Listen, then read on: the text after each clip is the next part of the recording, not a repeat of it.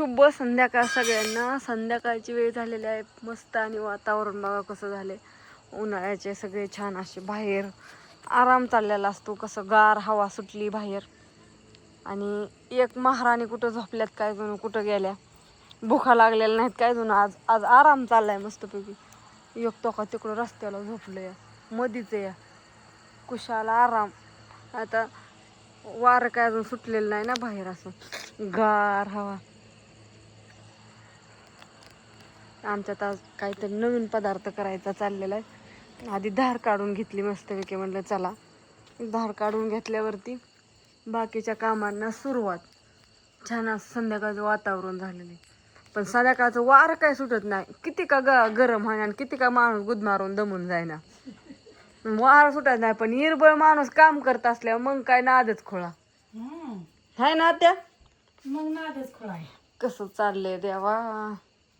आता पोरांना खायचं आहे म्हणल्यावर तिथं इलाज काय सांगायचंय तुम्हाला. आमच्या अन्नाची करामत काय काय करून आलाय दाखवू का तुम्हाला. चला आता इकडून ह्या दारातून बाहेर निघते आणि ह्या दारातून आत जाते.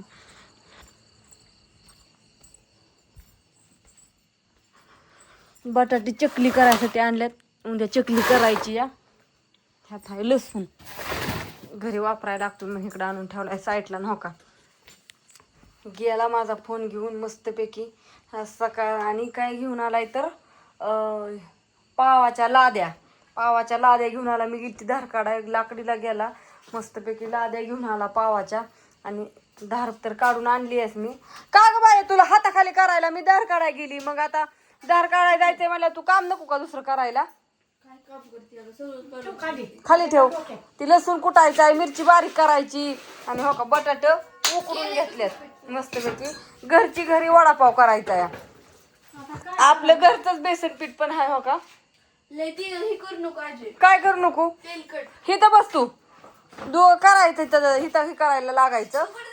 मला ऍड्रेस नको का लिहायला. सकाळ धरून आलेलं सगळ्यांना लसणाच्या जुड्या. कुणी म्हणायचं मला जुड्या द्या, कुणी म्हणायचं मला सुट्टा द्या. मला ते ऍड्रेस लिहूनच नको झाले या. सकाळ धरून आज तितक्याच ऑर्डर आल्यात. आणि मग लिहितो तू तरी लिह मग. हाय का नाही वात्या. तू कुठलं तरी एक काम कर. ऍड्रेस पण नाही लिहायची तर इथं काय करू नाही लागायचे. हो का अशीच बोलते अहो.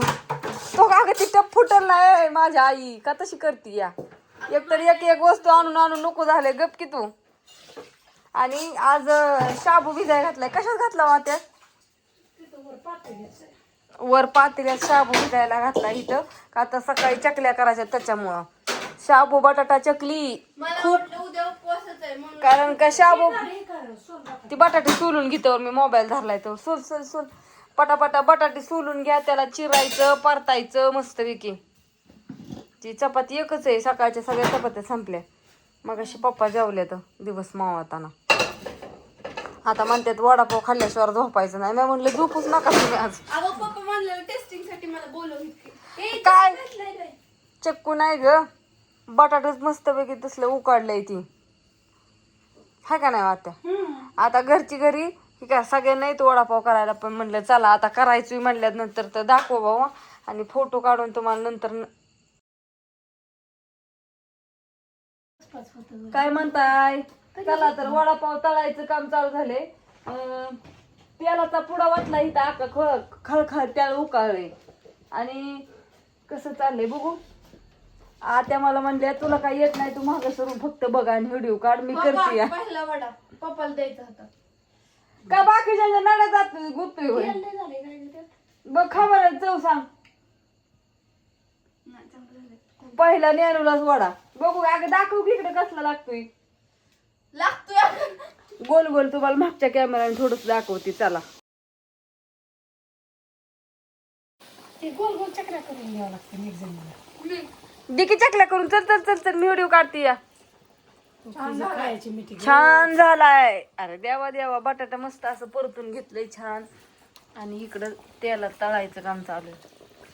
उडून बाया माझ्या सांगाव ज्ञानेश्वरीला कसं भाजलंय तसं. ज्ञानेश्वरीच्या नेमकं गळ्यालाच भाजलंय. तेल कसं काय उडवून घेतलंय काय जण होते. मला परत देखील हा का दिली इथं परत आत्या.